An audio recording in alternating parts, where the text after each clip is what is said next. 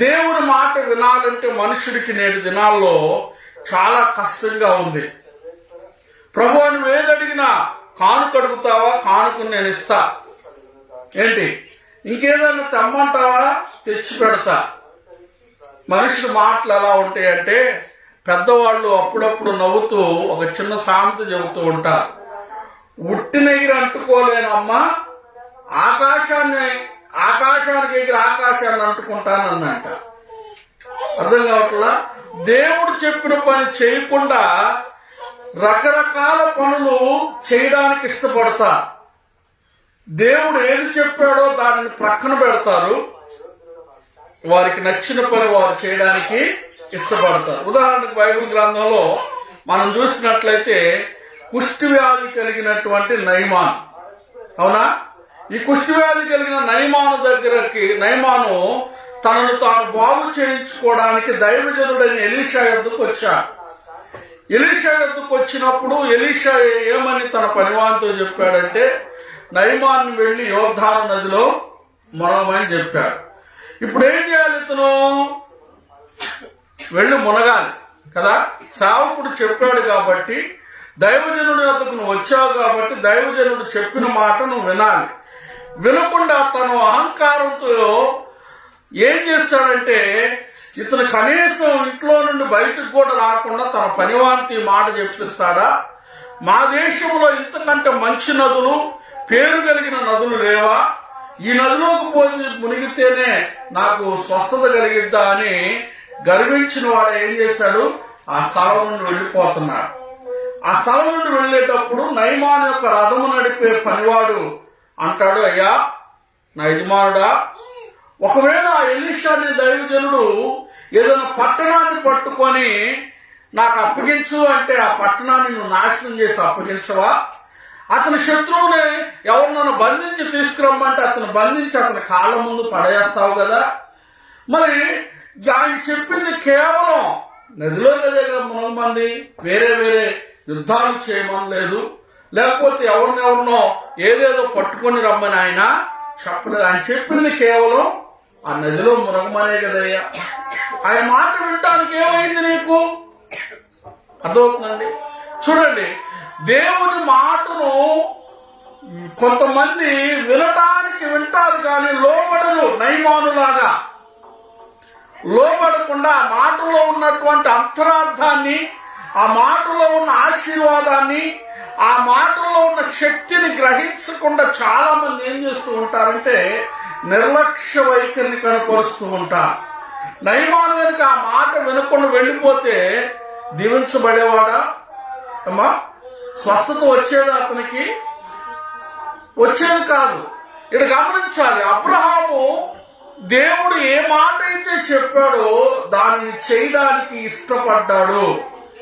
మనం నేటి దినంలో ఏ దినాల్లో ఉన్న ప్రపంచం అంతా కూడా ఎవరు పడ్డా కూడా క్రిస్మస్ దినాలలో మనం ఉన్నామని చెప్తారు. హల్లెలూయా, హల్లెలూయా. ఈ డిసెంబర్ మాసం వచ్చిందంటే ప్రపంచం అంతా కూడా చాలా సంబరముగా ఆనందంగా పండగలు చేసుకుంటూ ఉంటారు. పండగలన్నిటిలో కల్లా ప్రపంచవ్యాప్తంగా పేరు పొందిన ఒకే ఒక పండుగ క్రిస్మస్ పండుగ. ప్రపంచంలో అన్ని దేశాల వారు, అన్ని రకాల జాతుల వారు ఈ పండుగ చేసుకుంటారు. ఎంతో ఖర్చు పెడుతూ ఉంటారు. ఎంతగానో మంచి మంచి ఖర్చులు పెట్టి మంచి మంచి బహుమానాలు ఇస్తూ పిల్లరా ఎంతో ఆనందంగా ఈ పండుగను చేసుకుంటూ ఉంటారు. అయితే ఈ క్రిస్మస్ సెలబ్రేషన్ టైంలో చాలా చోట్ల మన పరిసర ప్రాంతాలలో మనకు అందుబాటులో ఉన్న పరిస్థితులను మనం గమనించినట్లయితే మనం కూడా మనకు ఉన్నటువంటి స్థితిని బట్టి మన ప్రాంతాల్లో కూడా పండుగలు చాలా గ్రాండ్ గా చేసుకుంటూ ఉంటారు. అయితే ఇక్కడ దేవుడు ఈ పండుగ దినాన్ని మనకి ఎందుకు ఇచ్చాడయ్యా అనే విషయాన్ని చాలా మందికి తెలియదు. ఒకవేళ దాన్ని చెప్తున్నా కూడా గ్రహించడం లేదు, వినడం లేదు. కాబట్టి మనుషుడు దీవించబడలేకపోతున్నాడు, దేవుని కాపుదలలో భద్రపరచబడలేకపోతున్నాడు, అనేక ఉపద్రవాలను ఎదుర్కొనేటువంటి పరిస్థితిలోనికి దిగజారిపోతున్నాడు. దేవుని మాట వినకపోవటం వలన ఏమొస్తుంది? ఏమొస్తుంది? ఉపద్రవం వస్తుంది. అవునా? ఐగుప్తు దేశంలో మోషే దైవజనుడు వెళ్లి ఫరోతో ఎన్నిసార్లు చెప్పినా ఫరో వినకపోవడాన్ని బట్టి ఏమొచ్చింది? దేవుని మాట వినకపోవడాన్ని బట్టి రకరకాల తెగుళ్లు వచ్చాయి. ఆ దేశాన్ని, ఆ సంపదను, ఔన్నత్యాన్ని అంతటిని కూడా పాడు చేశాయి. నేటి దినాల్లో కూడా మనుషుడు తనకు నచ్చిన పని చేస్తూ దేవుని మాట వినకుండా తన ఇష్టానుసారంగా ప్రవర్తించడాన్ని బట్టి నా జ్ఞానం, నా సంపద, నా ఆలోచన, నా మేధస్సు అని ఈ విధంగా తనను తాను హెచ్చించుకుంటూ దేవుణ్ణి మరచి తన ఇష్టానుసారంగా విచ్చలవిడిగా జీవించడాన్ని బట్టి రకరకాల తెగుళ్లు వస్తున్నాయి కదా. మొన్నటిదాకా కరోనా, అవునా, ప్రపంచ ఆర్థిక వ్యవస్థను కుదిపేసింది. ఒక మాట చెప్పాలంటే 100 సంవత్సరాలు వెనక్కి వెళ్ళినట్లు అయిందంట మన కరోనా దెబ్బకి. ఇప్పుడు మరొక కొత్త వైరస్ వస్తుంది. ప్రపంచ దేశం అలర్ట్ అయ్యి ఒక దేశం విమానం మరొక దేశంలోకి రాకుండా హల్లెలూయా ఏం చేసుకుంటున్నారు? నిబంధనలు పెట్టుకుంటున్నారు. ఒక దేశపు విమానం మరొక దేశంలోనికి రావడానికి లేదు. గవర్నమెంట్ ఆర్డర్స్ పాస్ అయిపోయింది. అంత భయంకరమైన తెగులు కరోనా కంటే కూడా చాలా ప్రభావితమయ్యేదంట. ఇది దేవునికి స్తోత్రం కలుగును గాక. హల్లెలూయా. మనం ఎందుకు ఈ విషయాలు చెప్పుకుంటున్నామంటే, ఎందుకు ఇలాంటి పరిస్థితులు వస్తున్నాయి? మనుషుణ్ణి కబళించేటువంటివి, మనుషుని భయపెట్టేటువంటివి, మనుషుని నాశనం చేసేటువంటివి, నెమ్మది సమాధానం లేకుండా చేసే పరిస్థితులు ఎందుకు మనుషుని మీదకి తెగులు రూపంలో, వైరస్ రూపంలో వస్తున్నాయి అంటే, మనుష్యుడు దేవుని మాటను వింటున్నట్లే ఉంటున్నాడు గాని, ఆలకించినట్లే ఉంటున్నాడు గాని, ఆయన మాటకు లోబడకుండా తన ఇష్టానుసారంగా జీవించడాన్ని బట్టి ఇలాంటి తెగుళ్ళు, ఇలాంటి ఉపద్రవాలు మనుషుల మీదకి వస్తూ ఉన్నాయి ప్రియులారా. కాబట్టి ఇక్కడ మనం గ్రహించాల్సిన విషయం ఏంటంటే, అబ్రహాము అర్పించిన దానిని బట్టి ఆశీర్వదించబడ్డాడు. ఇక్కడ నీవు నేను నేర్చుకోవాల్సిన విషయాలు, మనము ముందు మన హృదయాన్ని దేవునికి అర్పణగా అర్పించాలి. దేవునికి అర్పణగా అర్పించాలి అంటే దేవుని మాటలను శ్రద్ధగా వినే అనుభవం మనం కలిగి ఉండాలి. హల్లెలూయా. ఏం కలిగి ఉండాలి? దేవుని మాటలను శ్రద్ధగా వినేటువంటి వారిగా ఉండాలి. వినడమే కాదు గాని వినిన దాని ప్రకారము నడుచుకునేటువంటి వారిగా మనం ఉండాలి. చూడండి, రోమా పత్రిక 10వ అధ్యాయము 17వ వచనాన్ని చదువుకుందాం.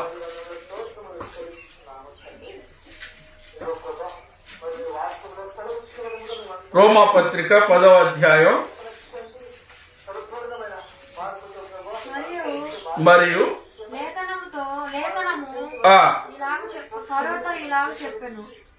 లేఖనము రోమా పత్రిక 10:17 వినుట వలన వినుట వలన విశ్వాసము కలుగును, వినుట క్రీస్తును గూర్చిన మాట వలన ఆమె కలుగును. ఇక్కడ గమనించాలి ప్రియులారా, వినుట వలన ఏం కలిగిద్దంట? విశ్వాసం కలిగిద్ది. ఈ రోజున దేవుని మాటలు వినడానికి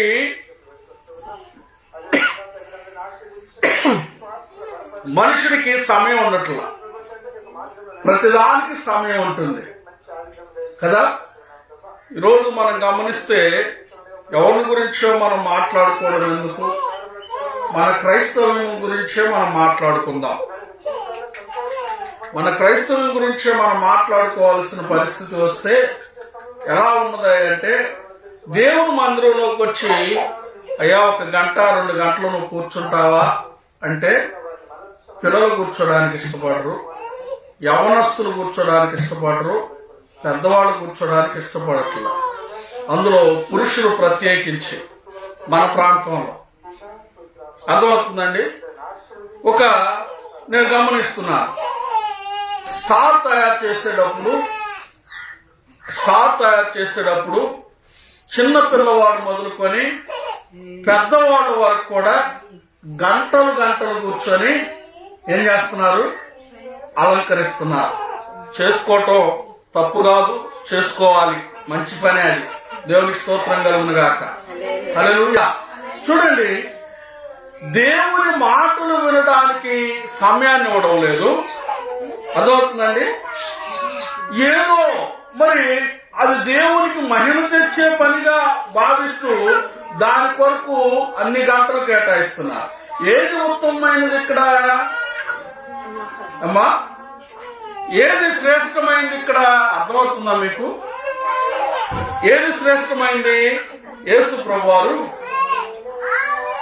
ఒక ప్రాంతానికి, బేతనీ ప్రాంతానికి వెళ్ళినప్పుడు అక్కడ అక్క చెల్లెళ్ళు ఇద్దరున్నారు, మార్త మరియమ్మ.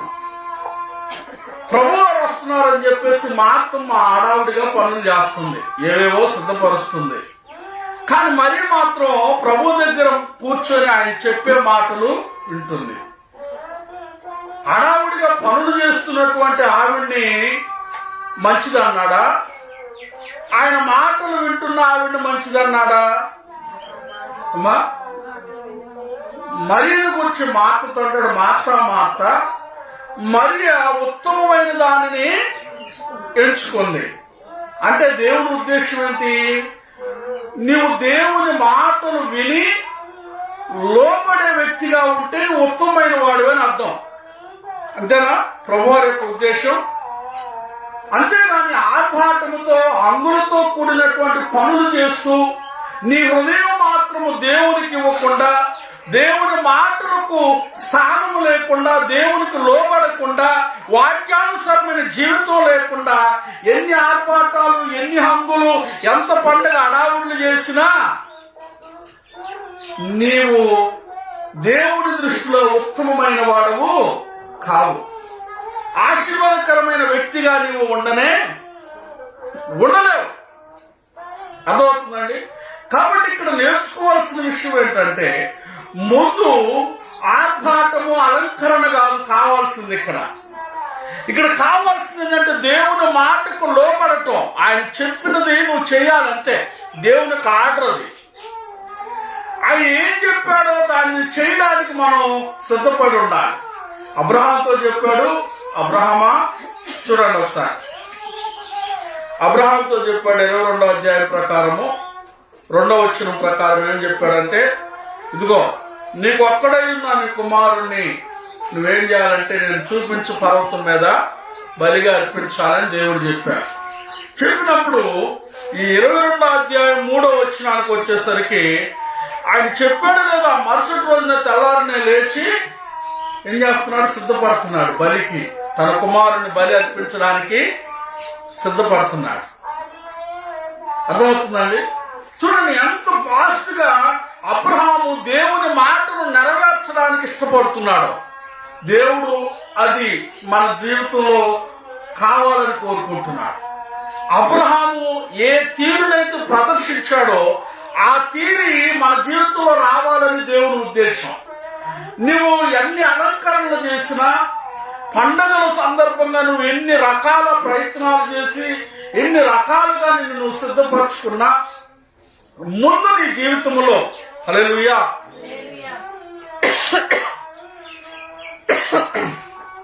ముందు నీ జీవితంలో దేవుని యొక్క మాటలకు లోబడేటువంటి విధానం లేకపోతే, ఆ స్వభావం లేకపోతే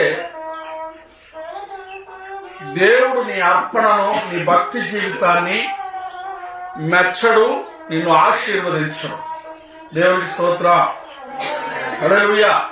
ఇక్కడ నీవు దేవుని మాటలు వినాలి, క్రీస్తును కూర్చిన మాటలు నువ్వు వినాలి. నువ్వు ఆ మాటలు వింటే వినటం వలన ఏం కలిగిందంట? నీలో ఏం కలిగింది? విశ్వాసం కలిగింది. దేవుని మాటలు నువ్వు వినాలి. అబ్రహాము తన అర్పణ ద్వారా ఆశీర్వదించబడడానికి గల కారణం ఏంటంటే, ఫస్ట్ తాను చేసిన మాట ఏంటంటే దేవుని మాటను విన్నాడు. ఏం చేశాడు? దేవుని యొక్క మాటను విన్నాడు. కాబట్టి ఆ వినుట వలన ఆశీర్వాదంలోనికి తాను వెళ్ళగలిగాడు. దేవునికి స్తోత్రం. హల్లెలూయా. చూడండి, ఒకసారి దేవుని వాక్యాన్ని మనం చూసినట్లయితే అపోస్తుల కార్యముల గ్రంథము 14వ అధ్యాయం, అపోస్తుల కార్యముల గ్రంథము 14వ అధ్యాయము 7 నుండి 10 వచనాలు చదువుకుందాం. చదవండి. లుస్త్రాలో బలహీనమైన పాదములు గలవాడు ఒకడున్నాడు. అతడు పుట్టినది మొదలుకొని పుట్టివాడై ఎన్నడూ నడవలేక ఎలా ఉన్నాడట? కూర్చొని ఉండేటువంటి వాడు. అప్పుడు అతడు పౌలు మాట్లాడుట వినును. పౌలు అతని వైపు తేరు చూసి స్వస్థత పొందుటకు అతనికి విశ్వాసం ఉండేనని గ్రహించి నీ పాదములు మోపి సరిగా నిలవమని బిగ్గరగా చెప్పినప్పుడు అతడు గంతులు వేసి నడవసాగెను. దేవునికి స్తోత్రం కలుగును గాక. హల్లెలూయా. ఈ లుస్త్రా అనేటువంటి పట్టణములో ఎవరున్నారంట? అమ్మా, ఎన్నడూ కదలలేని వ్యక్తి, పాదములు జబ్బు కలిగిన వ్యక్తి. ఒక మాట చెప్పుకోవాలంటే పుట్టినది మొదలుకొని ప్రియులారా అతడు నడవలేని స్థితిలో ఉన్నాడు. కానీ అతడు పౌలు చెబుతున్న మాటలు, దేవుని మాటలు వింటున్నాడంట. ఆ వినుట వలన అతనిలోనికి విశ్వాసం వచ్చింది. ఆ విశ్వాసాన్ని దైవజనుడైన పౌలు గ్రహించాడు. గ్రహించి అంటున్నాడు, నీవు నడవగలవని విశ్వాసం నీలో ఉందని నేను చూశాను, కాబట్టి నువ్వు లేచి నడు. దేవునికి స్తోత్రం కలుగునుగా. ఎందువలన నడిపించబడ్డాడు అతను? అమ్మా, వాక్యం జాగ్రత్తగా వినాలి.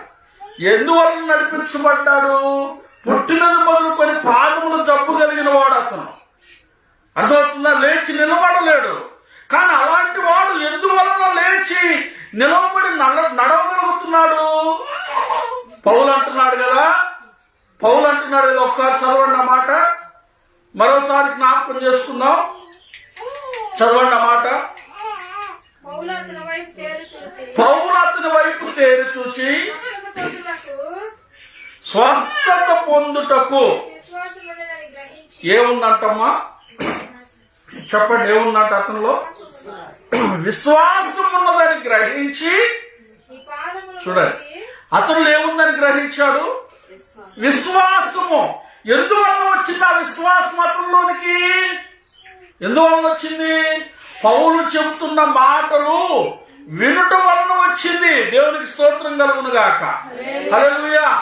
ప్రియులారా, నువ్వు ఆశీర్వదించబడాలి అంటే, నీ అర్పణ అబ్రహాము వలె దీవించబడాలి అంటే నువ్వు చేయవలసిన పని ఏంటంటే ముందు దేవుని మాటలు వినాలి. హల్లెలూయా. దేవుని మాటలు శ్రద్ధగా వినే వ్యక్తిగా ఉండాలి. ఆ వినుట వలన ఏమైందంటే నీలోనికి విశ్వాసం వస్తుంది, విశ్వాసం ఏర్పడింది. ఆ విశ్వాసం ఏం చేస్తుందంటే, నువ్వు బలహీనురాలుగా ఉన్నావా, నువ్వు అనారోగ్యకరమైన వ్యక్తిగా ఉన్నావా, ఎన్నో దినాల నుండి నీ శరీరంలో స్వస్థత లేని వ్యక్తిగా నువ్వు ఉండొచ్చు, ఎన్నో దినాల నుండి ప్రియులారా నీవు సమాధానము శాంతి నెమ్మది లేని వ్యక్తిగా నువ్వు ఉండొచ్చు, ఎన్నో దినాల నుండి ఆదరణ లేని మనిషిగా నువ్వు ఉండొచ్చు. కానీ దైవజనుడు దేవుని యొక్క మాటలు బోధిస్తూ ఉన్నప్పుడు నువ్వు వాటిని శ్రద్ధగా వింటే నువ్వేం చేయబడతావంటే ఆ మాటలు వినుట వలన విశ్వాసములోనికి నడిపించబడతావు. దేవునికి స్తోత్రం కలుగును గాక. ఈ విశ్వాసంలోనికి నడిపించబడ్డప్పుడు నీకు తెలియకుండానే ఆ వాక్యము నువ్వు శ్రద్ధగా విన్నావు కాబట్టి నీలోనికి వెళ్ళి ఏం చేస్తుందంటే నిన్ను బాగు చేస్తుంది. హల్లెలూయా. అర్థమైన వాళ్ళు రెండు చేతులకు దేవునికి స్తోత్రం చెప్పారు. ఈ వాక్యాన్ని తను శ్రద్ధగా విన్నాడు కాబట్టి విశ్వాసము తనలో ఏర్పడింది కాబట్టి ఆ వాక్యము ఆ పాదముల జబ్బు కలిగిన ఆ వ్యక్తిలోనికి వెళ్ళి ఏం చేస్తుంది? స్వస్థతను తీసుకువచ్చింది, స్వస్థతను కలగజేసింది. ఇక్కడ మనం నేర్చుకోవాల్సిన విషయం ఏంటంటే, నువ్వు దేవుని మాటలు శ్రద్ధగా వింటే, దేవుని వాక్యాన్ని నువ్వు శ్రద్ధగా వినినప్పుడు ప్రియులారా, ఆ వాక్యము నీలో ఏం చేస్తుందంటే నిన్ను విశ్వాసమే పడుగులు వేసేలాగా చేస్తుంది. నువ్వు శ్రద్ధగా వినకపోతే దేవుని మాటల మీద ఆసక్తి ఉండదు, దేవుని పని మీద శ్రద్ధ ఉండదు. దేవుడా ఏముందలే అనే మనస్సు కలిగి ఉంటావు. కానీ నువ్వే శ్రద్ధగా కనుక దేవుని మాటలు వింటే, నువ్వు విన్నావనటానికి ఒకటే నిదర్శనం, ఆసక్తిని కలగజేస్తుంది. ఆసక్తి కలిగి ఉంటావు దేవుని పని పట్ల, దేవుని మాటల పట్ల. శ్రద్ధగా వినేవారు ఆసక్తి కలిగి వింటారు. ఆ ఆసక్తి కలిగి వినడాన్ని బట్టి ఆ వాక్యం ఏం చేస్తుందంటే వారిలో పని చేయడం మొదలు పెట్టింది. ఇప్పుడు ఈ పాదముల జబ్బు కలిగిన వ్యక్తిలో ప్రియులారా ఆ వాక్యం పనిచేయడానికి గల కారణం ఏంటంటే, శ్రద్ధగా అతడు దేవుని వాక్యాన్ని వింటున్నాడు. దేవునికి స్తోత్రం కలుగును గాక. అలా వినడాన్ని బట్టి దేవుడు ఏం చేస్తాడంటే అతనికి అద్భుతమైనటువంటి స్వస్థతనిచ్చాడు, అద్భుతమైనటువంటి విడుదలనిచ్చాడు.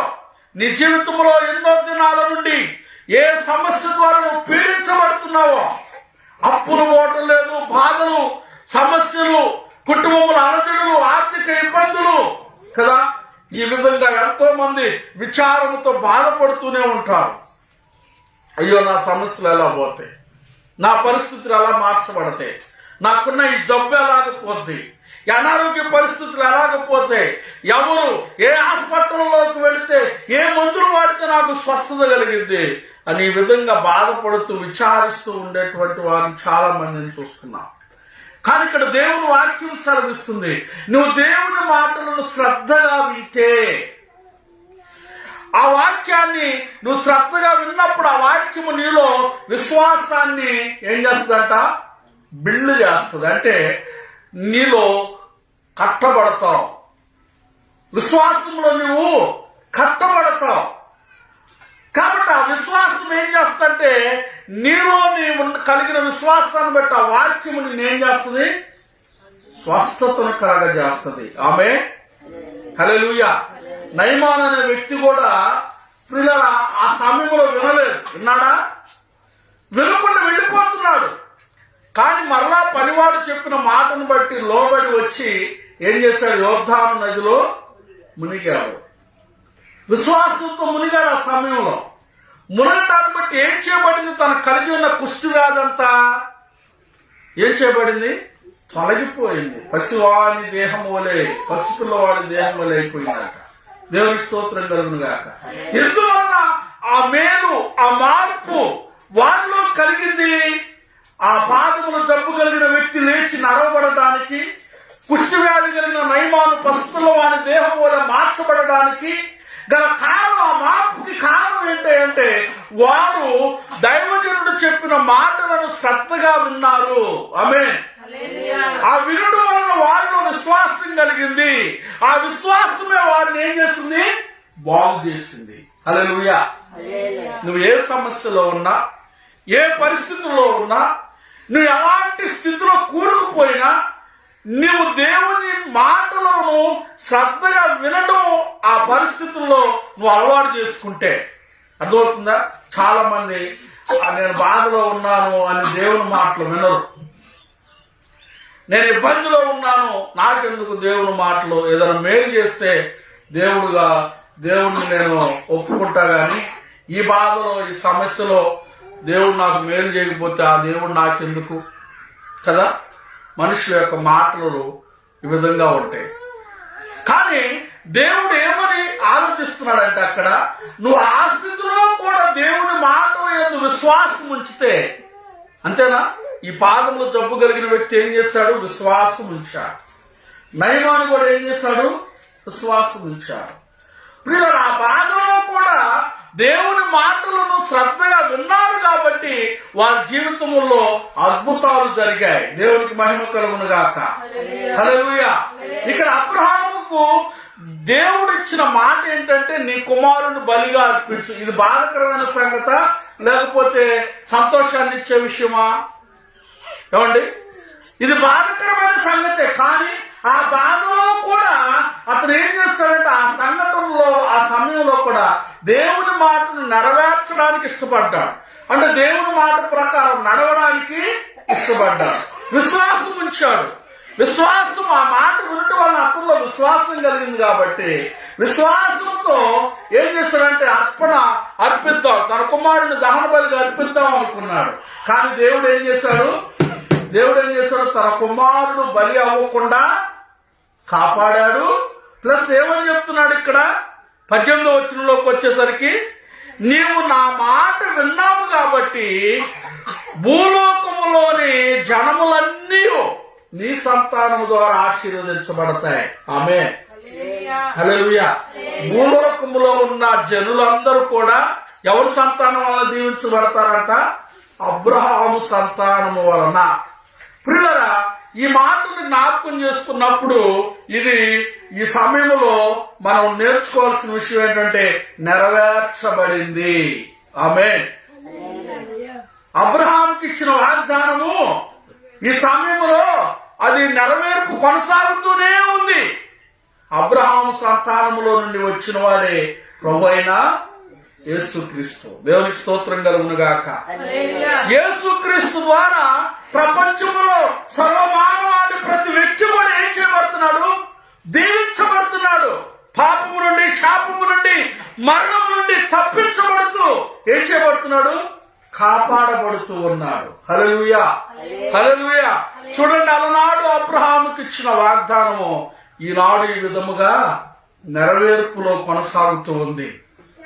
ఇక్కడ మనం గ్రహించాల్సిన విషయాలు, ప్రియ దేవుని బిడ్డలారా, మనం నేర్చుకోవాల్సిన విషయాలు ఏంటంటే వాగ్దానం చేసిన దేవుడు గొప్పవాడు. వాగ్దానం చేసిన దేవుడు గొప్పవాడు.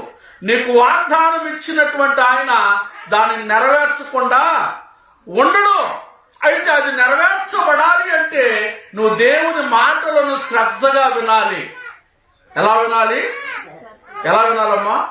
శ్రద్ధగా వినాలి, ఆసక్తితో వినాలి. ఎప్పుడైతే నువ్వు అలా వినటానికి ఇష్టపడతావో దేవుడు గొప్ప కార్యాలు నీ ఎడల చేస్తాడు. ఒక రోజున ప్రియ దేవుని బిడ్డలారా, ఒక స్త్రీ ఒరిస్సా ప్రాంతానికి మిషనరీగా వెళ్ళింది. ఇది జరిగిపోయినటువంటి సంఘటన.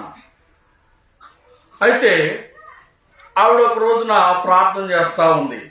ఏమని ప్రార్థన చేస్తుందంటే, ప్రభువా, నీ పనికని వచ్చాను, మరి నా దగ్గర ఉన్నవన్నీ కూడా అయిపోయాయి, మరి నాకు ఒక 100 రూపాయలు అవసరం ప్రభువా, నాకు ఒక 100 రూపాయలు చాలా అవసరమై ఉంది, దయతో నాకు సహాయం చేయ ప్రభువా అని ఆమె అడుగుతుంది. దేవుణ్ణి అడుగుతూ ఉంటే, ఆమె ప్రార్థన చేస్తూ ఇలాగా దేవుణ్ణి అడుగుతూ ఉంటే ఆమె ప్రార్థనకి భంగం కలుగుతుంది, ఆటంకం కలుగుతుంది.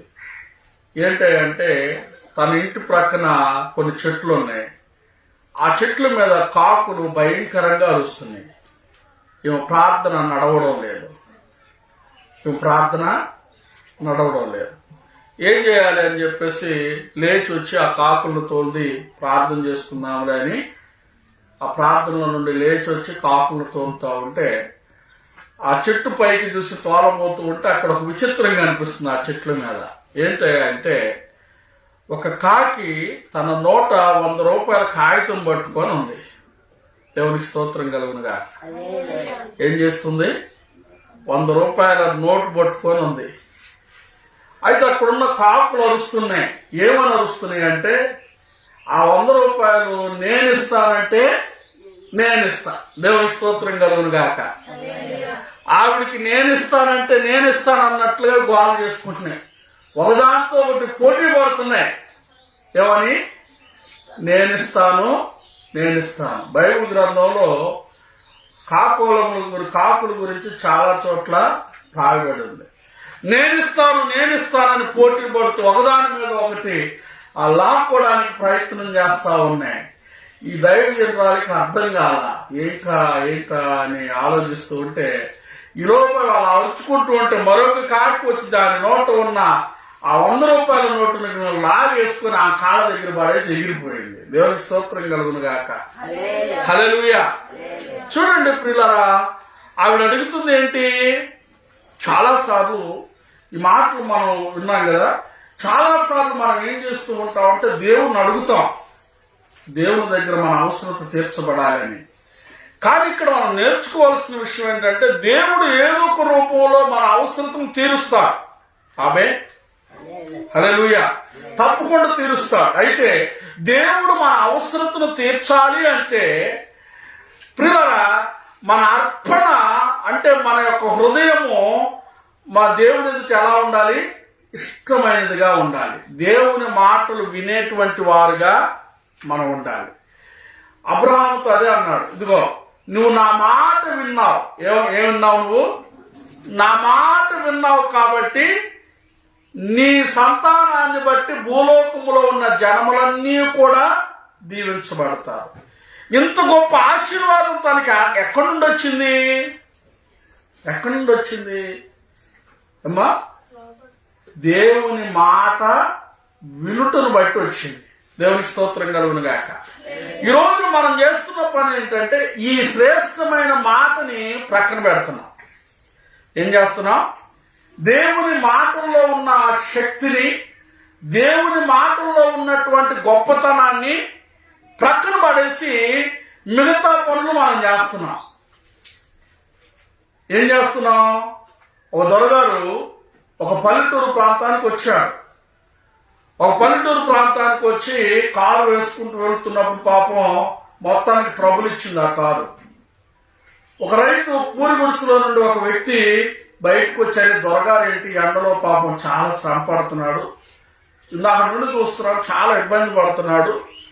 కాబట్టి దొరగారు పాపం అలిసిపోయేటట్టు దాన్ని పెడదామని చెప్పేసి ఆయన ఏం చేస్తాడంటే ఒక రొట్టెను వినాలి, దోశ ఉంటుంది కదా, ఆ దోశ వేసి ఆ దోశ మీద చట్నీ వేసుకొని తీసుకెళ్లి ఇచ్చాడు.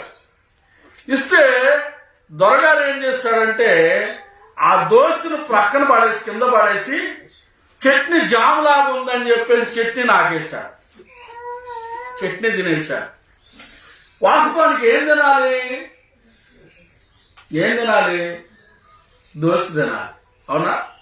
ఈ రోజున మన విశ్వాస జీవితంలో క్రైస్తవుల యొక్క పరిస్థితులు ఇలాగే ఉన్నాయి. పేరుకి క్రైస్తవులు అని చెప్పుకుంటున్నాం కానీ ఆ దొరగారు దోశని ఏ విధంగా ప్రక్కన పడేసి జాముని ఆ జాము అనుకొని పచ్చని నాకేశాడో ఆ విధంగా వాక్యాన్ని ప్రక్కన పడేసి మనకు నచ్చిన పనులు మనం చేసేస్తున్నాం. దానివల్ల ఉపయోగం ఉందా? దానివల్ల మేలుందా నీకు? దానివల్ల ఆశీర్వాదం ఉందా అంటే లేదు. అర్థమవుతుందండి? ఇక్కడ మనం నేర్చుకోవాల్సిన విషయాలు ఇవే. ఏంటి అంటే నువ్వు దేవుని మాటను శ్రద్ధగా వినడం నేర్చుకోవాలి. ఈ పాదములు జబ్బు కలిగినటువంటి వ్యక్తి దేవుని మాటలు శ్రద్ధగా విన్నాడు కాబట్టి అతనిలో విశ్వాసం కలిగింది. ద సేమ్ టైము ఆ విశ్వాసాన్ని బట్టి అతనిలో ఏం కలిగింది? స్వస్థత కలిగింది. ఆమేన్. హల్లెలూయా. మరి ఒక స్త్రీ ఉంది, అపోస్తుల కార్యముల గ్రంథం 16వ అధ్యాయము 14వ వచనములో లూదియా అనేటువంటి భక్తి కలిగినటువంటి స్త్రీ అంట. ఈవిడ ప్రియులారా దేవుని మాటలు వింది. పౌలు చెప్తున్నటువంటి మాట చదవండి. ఆ మాట లూదియాను దైవభక్తి గల ఒక స్త్రీ వినుచుండెను. ఆవిడ ఊదారంగు పొడిని అమ్ముకునేటువంటి స్త్రీ. ప్రభు ఆమె హృదయం తెరిచెను గనుక పౌలు చెప్పిన మాటల యందు లక్ష్యముంచెను. ఆమేన్. హల్లెలూయా.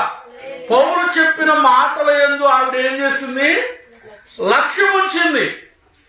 కాబట్టి ఆవిడ హృదయము తెరవబడింది, ప్రభువుని తన హృదయంలో చేర్చుకుంది. ఈ రోజున భక్తి ఉంటుంది కానీ తమ హృదయాలలో దేవునికి స్థానం ఉన్నట్లా. దేవుడంటే భక్తే, దేవుడంటే భయమే. కానీ ఆ దేవునికి ఇవ్వవలసిన స్థానాన్ని మనుషులు ఇవ్వట్లా. ఈమె భక్తి కలిగిందే, భక్తి కలిగిన స్త్రీ అనే ఉంది, కానీ ఆమె హృదయంలో దేవునికి స్థానము లేదు. అర్థమవుతుందా? ఇందా మనం చెప్పుకున్నాం, ఏమని చెప్పుకున్నాం? చిన్నవారు మొదలుకొని పెద్దవారి వరకు దేవుని సన్నిధిలో కూర్చొని దేవుని సన్నిధిలో కొన్ని గంటలు గడపాలి అంటే ఎంత కష్టమో, ఎంత బాధో కదా. అదే గనుక ఒక వేడుకలాగా, ఒక పండగలాగా సెమీ క్రిస్మస్ అనే ఒక ప్రోగ్రామో లేకపోతే స్టార్స్ కట్టేటువంటి ప్రోగ్రామ్స్ పెట్టుకుంటే పిల్లలు నువ్వు చెప్పకపోయినా కూడా పిల్లలు ఆడుంటారు, పెద్దవాళ్ళు కూడా అక్కడే ఉంటారు. అర్థమవుతుందా? ఎంత సమయమైనా పర్వాలేదు అక్కడ. అర్థమవుతుందండి తేడా? అర్థమవుతుందండి వాక్యం మీకు? దేవునికి స్తోత్రం కలుగును గాక. హల్లెలూయా. అర్థమవుతుందా వాక్యం? ఇక్కడ గమనించాలి, దేవుని మాటలు విని హృదయంలో చేర్చుకుంటే నువ్వు ఆశీర్వదించబడతావు. దేవుని మాటలు వినకుండా ఏదో భక్తి ఉందిలే అని ఆర్భాటముతో అంగులతో కూడిన విధంగా నీ జీవితాన్ని కొనసాగిస్తే నీవు దీవించబడవు. హల్లెలూయా. నువ్వు ఆశీర్వదించబడవు. కాబట్టి ఇక్కడ మనం నేర్చుకోవాల్సిన విషయం ఏంటంటే, ఆ లూదియా అనేటువంటి స్త్రీ దేవుని మాటలు విని దైవజనులను తన ఇంటిలోనికి చేర్చుకుంది. ఈ పాదములు జబ్బు కలిగిన వ్యక్తి పౌలు చెప్తున్న దేవుని మాటలు విని స్వస్థతను పొందాడు. అబ్రహాము దేవుడు చెప్పిన మాటకు లోబడి తను పని చేయడాన్ని బట్టి అతడు ఆశీర్వదించబడ్డాడు. మరి ఈ యొక్క ఉదయకాల సమయంలో దేవుని మాటలను వింటున్నావా? దేవుని మాటలు లోబడుతున్నావా? నువ్వు లోబడితే ఏ విధంగా లోబడుతున్నావు? నీ హృదయంలో లోబడటం అంటే నీ హృదయంలో యేసుక్రీస్తును చేర్చుకోవడమే. ఈ రోజున క్రిస్మస్ పండుగని ప్రపంచవ్యాప్తంగా సంబరాలు చేసుకున్న ప్రతి ఒక్కరూ, క్రైస్తవ కుటుంబాలుగా పిలువబడుతున్న ప్రతి ఒక్కరు కూడా నిజమైన క్రిస్మస్ అంటే అర్థం ఏంటంటే యేసు ప్రభువుని నీ హృదయంలో చేర్చుకోవటం. ఆమేన్. This is very good festival. ఇది నిజమైన పండుగ, ఇది మంచి పండుగ అని చెప్పుకోవాలి అంటే ప్రియులారా, ఎప్పుడైతే నీ హృదయంలో యేసుక్రీస్తుకు స్థానం ఇస్తావో, యేసు ప్రభువుని నీ సొంత రక్షకునిగా అంగీకరించి, ప్రభు నా పాపముల నిమిత్తము, నా శాపముల నిమిత్తము, నాకు రాబోయే ఉగ్రతను తీసివేయడానికి ఈ లోకానికి పసిబాలుడిగా వచ్చాడని నమ్మి, ఆయన ఈ భూలోకంలో నా కొరకు జన్మించాడు, నా పాప శాపములు తీసివేయడానికి లోకానికి వచ్చాడని నువ్వు నమ్మడమే నిజమైన క్రిస్మస్. దేవుడికి స్తోత్రం కలుగును గాక. హల్లెలూయా, హల్లెలూయా. అంతేగాని ఏదో కొత్త బట్టలు వేసుకొని ఏదేదో విడ్డూరంగా విచిత్రాలుగా ప్రదర్శిస్తే జీవిస్తే అది ఆ పండుగకు అర్థమే ఉండదు. కాబట్టి ఇక్కడ నిజమైన పండుగ ఎప్పుడైనా నిజమైన క్రిస్మస్ అంటే నువ్వు దేవుని మాటను శ్రద్ధగా విని లోబడటమే నిజమైన క్రిస్మస్. దేవునికి స్తోత్రం కలుగును గాక. హల్లెలూయా. ప్రియులారా, ఇక్కడ అబ్రహాము తన అర్పణను అర్పించడాన్ని బట్టి ఎలా అర్పించాడు? దేవుని మాట విని అర్పించాడు. దేవునికి స్తోత్రం కలుగును గాక. దేవుని మాట విని అర్పణను అర్పించబోతున్నాడు. కాబట్టి దేవుడు ఏం చేస్తాడు? అయ్యా, నీ కుమారుణ్ణి బలిగా అర్పించవద్దు. దీన్ని బట్టి నువ్వెంత విశ్వాసం కలిగిన వ్యక్తివో నాకు అర్థమవుతుంది. కాబట్టి నేను చెప్పిన పని చేయడానికి వెనుదీయలేదు. కాబట్టి ఇదిగో నువ్వు నా మాట వినినందున నీ సంతానాన్ని బట్టి భూలోకం అంతా దీవించబడిద్దయ్యా అని గొప్ప ఆశీర్వాదాన్ని అబ్రహాముకు దేవుడిచ్చాడు. అర్థమవుతుందండి? నీ సంతానాన్ని బట్టి దేవుడు నిన్ను, నీ కుటుంబాన్ని ఆశీర్వదించాలి. నిన్ను బట్టి నీ కుటుంబం, నీ సమాజం దీవించబడాలి అంటే నువ్వు కూడా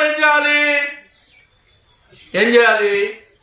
అబ్రహాము వంశములో జన్మించిన ప్రభు అయిన యేసుక్రీస్తు వారిని నీ హృదయములో చేర్చుకుంటే ఫస్ట్ నువ్వేం చేయబడతావు? నీవు నిన్ను బట్టి, నువ్వు కలిగి ఉన్న క్రీస్తును బట్టి ఏం కుటుంబం ఏం చేయబడింది? దీవించబడింది. దేవునికి స్తోత్రం కలుగును గాక. హల్లెలూయా.